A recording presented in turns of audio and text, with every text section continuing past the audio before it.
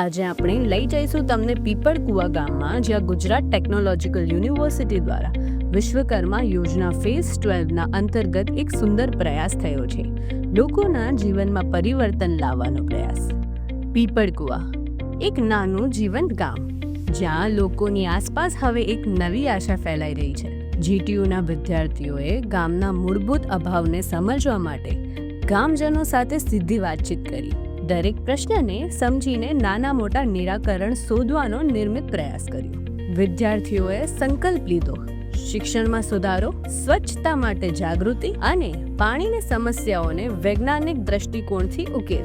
દરેક વિસ્તૃત પગલાંને આયોજન અને અમલ પાડવામાં આવ્યો. માત્ર સુધારણા નહીં, વિશ્વકર્મા યોજના અંતર્ગત માનવ વિકાસની પણ વાત કરવામાં આવી.